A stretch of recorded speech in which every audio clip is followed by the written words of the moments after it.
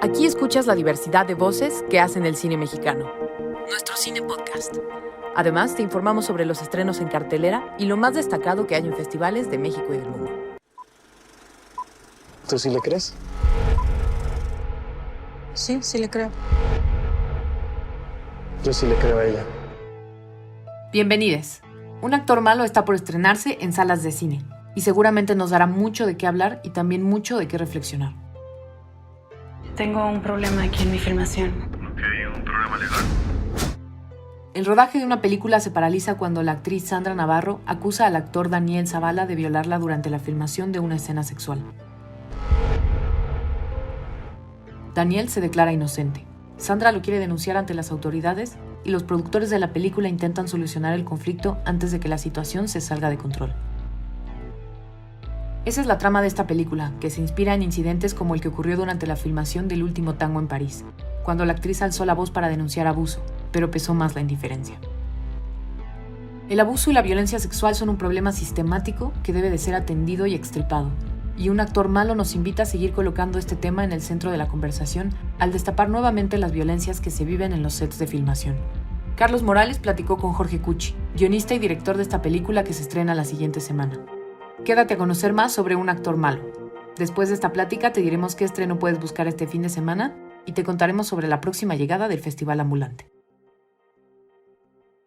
Hola, Jorge, buen día. Un actor malo después de venir de una historia tremenda que fue 50 o dos ballenas se encuentran en la playa. Ahora le entras a un tema tremendamente espinoso que es el de la violación. Pero yo siempre he creído que los temas ahí están, cualquiera podría tomarlos, pero que siempre hay un disparador muy específico que es el que hace que una persona diga, me voy a dedicar los siguientes 2 o 3 años de mi vida a levantar esta película, ¿no? Tu caso, ¿cuál fue el disparador o por dónde fue por donde empezaste a concebir un actor malo?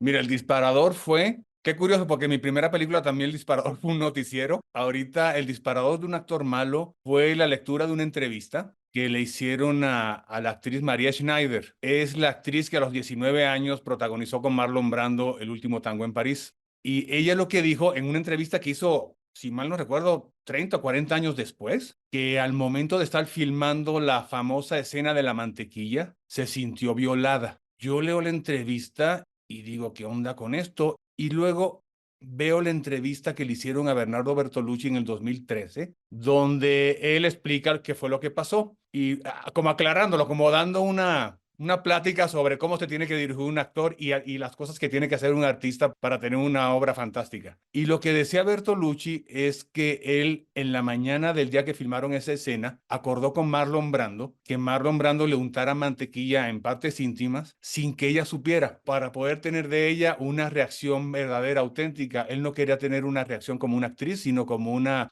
chica de verdad, para registrar humillación, indignación, rabia real. Y que a pesar de que aceptaba que le había hecho mal a esta niña, que no se arrepentía porque un artista tenía a veces que hacer ese tipo de cosas. En el 2013 ese discurso era como que pasaba, como que había una conciencia completamente diferente de las cosas. Y a partir del Me Too, si te pones a pensar, ¿qué pasaría si en el 2019 él hubiera hecho esta declaración? Yo estoy seguro que después de la entrevista no lo hubieran estado esperando gente para pedirle un autógrafo, hubiera estado la policía para llevárselo a la cárcel, porque lo que hizo fue confesar un crimen que ahorita se reconoce como tal. O sea, lo que le hicieron a esa niña fue un abuso sexual y está filmado. Entonces yo leo esto, me hago la pregunta, ¿qué pasaría si un incidente así ocurriera en esta época? Y entonces de eso trata un actor malo. Y a partir de ahí se detona una serie de incidentes que fueron los que ya tuviste.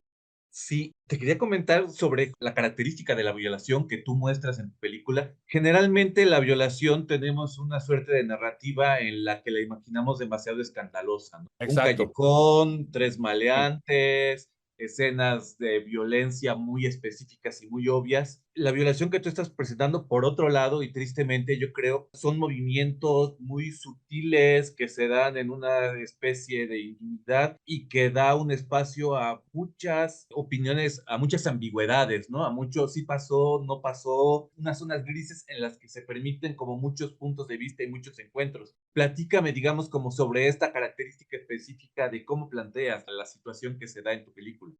Sí, yo quise evitar el tema de lo que decías tú, la violación en el callejón, el violador serial. Yo quise exactamente reflejar lo que tú acabas de decir. Es un crimen que en lo más mínimo, lo que se requiere para que suceda, también puede ser algo que es muy íntimo. Y es algo que es muy privado. Y obviamente, pues eso es lo que da lugar a las sospechas, porque tienes que o creerle a la víctima o no creerle, pero hay mucho lugar para la sospecha y hay mucho lugar para que la persona que lo hace se pueda escabullir, porque simplemente pasa en una zona muy, muy, muy privada y muy oculta. Lo que tiene increíble ahora sí que la actuación y filmar muy pocos trabajos permite que dos colegas se junten y jueguen a tener intimidad. Entonces no se vale ese tipo de conductas.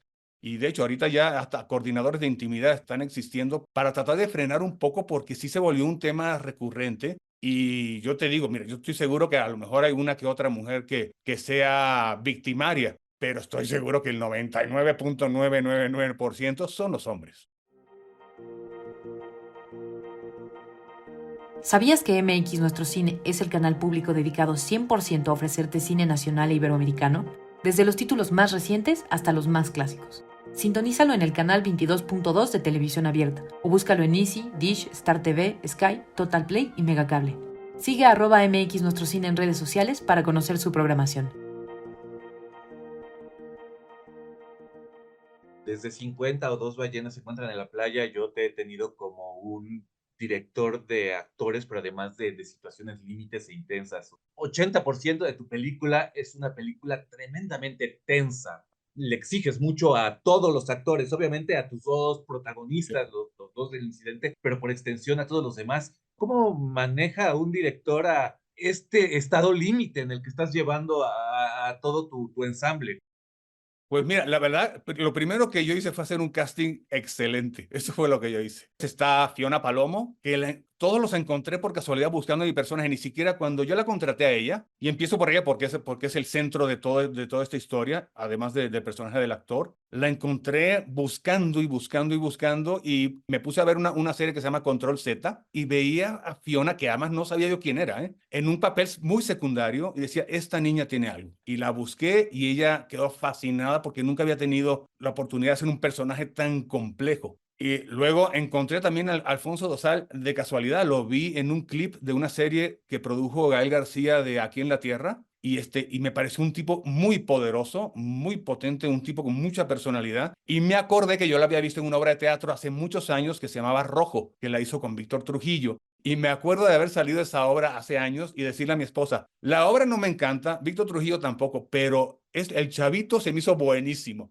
Carla Coronado es la que hace el asistente, es mi protagonista en 50. Yo ya decía, este es mi amuleto porque esta niña es fantástica. Y una que fue un gran descubrimiento, bueno, me traje de 50 a Gerardo Trejoluna, me traje de 50 a Mónica Jiménez, que es fantástica, que hace de la productora, y me traje a Ana Karina Guevara. Y tuve unos grandes descubrimientos también. Juan Pablo de Santiago, yo no lo conocía, él lo escogí en un casting y los fui juntando y juntando. Y la clave porque sí, hay escenas que son muy complejas y donde están todos interactuando todo el tiempo, parece de repente como que parece un intercambio hasta teatral. Y eso se logra con muchísimo ensayo. Muy, muy buen casting y hacíamos muchísimo ensayo. Yo lo que hago es que me encierro con ellos en la oficina y los voy oyendo y voy viendo las sugerencias de ellos y voy viendo cómo trabajan. Hacemos una puesta en escena y todo el tiempo también estoy reescribiendo, porque a lo mejor me doy cuenta que Carla lo dijo de una manera que me gustó más. Hay unas demandas emocionales que no las desgasto en el ensayo, pero sabe que van a suceder. Y me acuerdo que yo le dije a Fiona, oye, no voy a spoilear nada, pero dice, necesito que tú seas capaz de hacer esto a voluntad. Y me lo demostró que sí podía. Y dije, no, es que esta niña es fantástica. Y otra cosa que es muy bueno y recomiendo mucho de los ensayos, también te das cuenta de quién no funciona. A mí me pasó que tenía una actriz que no me funcionó y dije, no, pues ella no va a ser, no porque fue una mala actriz, simplemente no agarró onda. Te digo, casting bueno, excelente casting, grandes actores, un gran ensamble y mucho ensayo, mucha preparación. Me hablas de Fiona y de Alfonso Dosal. Ellos dos habían venido de películas, digamos, un poco más ligeras. Lo que me parece interesante es como este juego de los discursos en los que recuperas a dos actores que habían estado haciendo cosas ligeras para meterlos a un problema en serio. Creo que hasta ellos mismos se tienen que preguntar y tienen que confrontar su propio oficio como actores, pues en escenas como las que involucras a los personajes, ¿no? ¿Qué me puedes platicar como de eso? De hecho, una cosa que tienen ellos dos, tanto Afonso Dosal, hasta físicamente y Fiona Palomo, es que tú los ves y dices, sí, yo sí le creo que estos pueden ser actores de películas comerciales. Son como guapos, es una pareja muy padre. Y luego cuando empieza todo el desmadre, se transforman en seres humanos metidos en un gran problema. Trabajar con Alfonso además es increíble, es un tipo muy, de entrada es muy trabajador, muy disciplinado. Yo me juntaba con él, aparte de los ensayos, yo tenía juntas con él se sabía el guión. O sea, no que lo memorizara, pero lo conocía. Él podía ser el suplente de todos. Con Fiona Palomo también se trabajaba increíble. Ahí sí trabajé más en ensayos y ella es una chava muy instintiva, pero una cosa que tiene Fiona, que es tremendo, cuando le pides una escena como muy emocional y quiero que suceda esto, ella agarra y como si se programara, como si pusiera el algoritmo a funcionar y lo hace de una manera pues fantástica, ¿no? Aparte, el cine independiente tiene una cosa muy padre porque no hay grandes lujos. Entonces, la gente lo hace, entre comillas, por amor al arte. Se crea un ambiente muy, muy padre para trabajar y para descubrir cosas.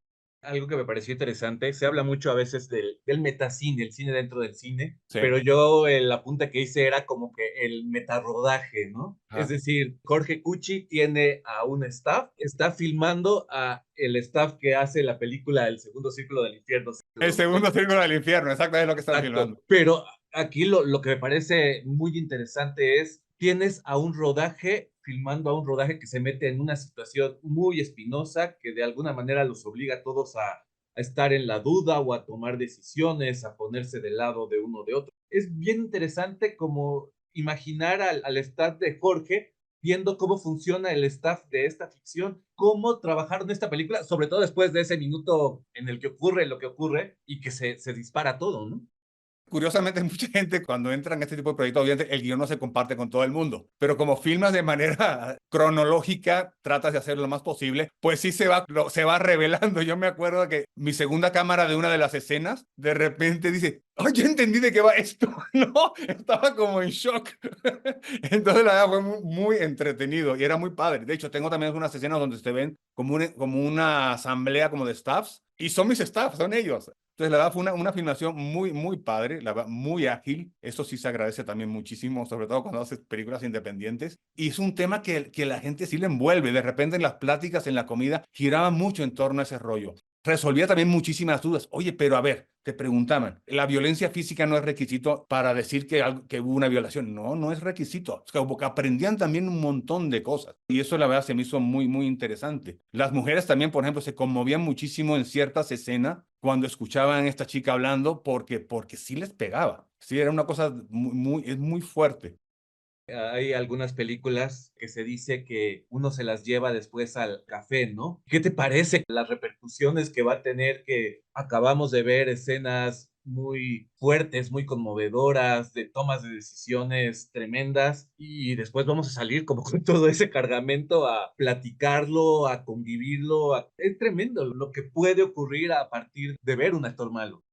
Qué curioso que me digas esto porque he oído ese frase, lo he oído muchas veces. La gente que lo vio en Estonia, en Tallinn, dice, me la estoy llevando. El primero del que oí ese comentario fue mi hijo. Cuando la tuve ya terminada, se le enseñé a mi esposa y a mi hijo la amo, mi hijo además es abogado. Y de repente me escribió en la noche y me dice, no he dejado de platicar de tu película con mi esposa. Es una película que yo la verdad espero que se quede de una manera positiva, porque siempre creo que cuando se abre el debate, siempre es positivo. Y me gustaba el tema de que el espectador, y no voy a spoilear nada, pero que el espectador hasta cierto punto se sienta que es un juez. Y eso es bien interesante. Y que vea también lo que tiene que oír un juez y lo que tiene que ver un juez, la cantidad de cosas y lo que lo agrava y lo que lo atenúa. Y es bien complicado, es un tema muy, muy, muy complejo, pero que también te ayuda muchísimo de repente. Como que las emociones, aunque se encuentren o aunque sean contradictorias las que tienes en tu interior, siempre también te ayuda a que tú tengas que tomar una decisión como un adulto y decir, no, mis emociones encontradas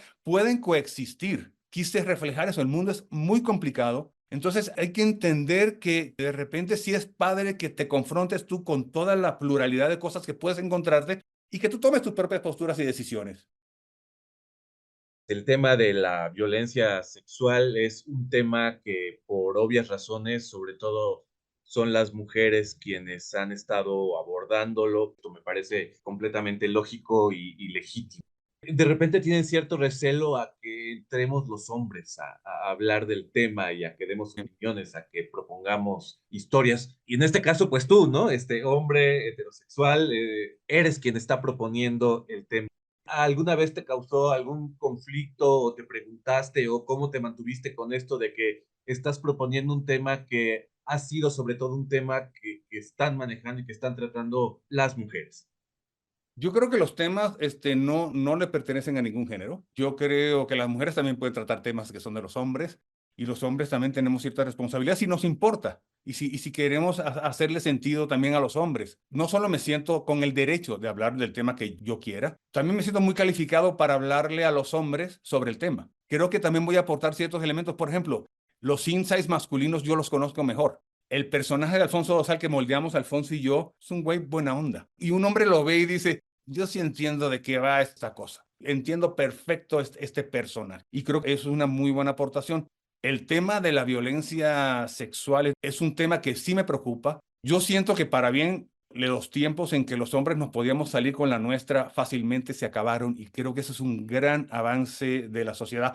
Creo que los hombres tenemos que aprender a comportarnos y a respetar a la gente y a ser decentes. A mí lo que más me importa es que los hombres entiendan que sí es un crimen, que sí se hace muchísimo daño y que sí le desmadras la cabeza a una persona. A lo mejor no entendemos la dimensión del daño que se hace y creo que la película se va con dos vías, como que te dice, mira, tenemos que entenderlo a través de concientización, que también se ha hecho, pero también lo podemos entender de otras maneras, ¿eh? Lo que sí es importante que lo entendamos. Y creo que el mundo nos los va a hacer entender por las buenas o por las malas. Te agradezco mucho la oportunidad de haber charlado de esta película. Muchas gracias, ¿eh? Nos estamos viendo. Un actor malo fue producida por Catatonia Cine. Búscala en la sala más cercana a partir del 4 de abril. Nuestro cine en cartelera. Esta semana llegó a salas de cine un documental. Se trata de Los sueños y los días en Cuba, ópera prima de Jimena Perzábal en la que cuenta la historia de amor de sus padres, tejida en el entramado de la Revolución Cubana durante los años estudiantiles. Está disponible desde el 29 de marzo, con su estreno programado en la Cineteca Nacional de las Artes. Y no queremos dejar de emocionarnos porque se viene el Festival Ambulante Gira de Documentales. La edición de este año iniciará en la Ciudad de México desde el 10 hasta el 21 de abril y posteriormente en mayo pasará por Veracruz del 2 al 12, Michoacán del 8 al 19 y Querétaro del 15 al 26. Además, la programación del festival estará disponible en la plataforma de streaming del IMCINE. Busca su programación en nuestrocine.mx. Este año el Festival Ambulante tiene como tema principal la contemplación, una invitación a observar, a escuchar y a reflexionar. En esta ocasión contarán con más de 90 películas de 23 países, habladas en 27 idiomas, de los cuales 7 son lenguas indígenas. No te pierdas cada una de sus 9 secciones, entre las cuales destacan temas como música, defensa del territorio, derechos humanos, infancias y algunas retrospectivas. La próxima semana te estaremos contando sobre los documentales mexicanos que podrás ver en este festival. Escúchanos cada semana en tu plataforma de podcast favorita. Nuestro Cine Podcast es una producción de la Secretaría de Cultura a través del Instituto Mexicano de Cinematografía. Voz de Paloma Oseguera. Ella hace el guión junto con Omar González. Nuestro entrevistador es Carlos Morales. Edita Saraí Rosas. El diseño sonoro es de Eric Valdés. Asiste Carla Escamilla. Agradecemos la participación especial de quienes hacen nuestro cine. Esto es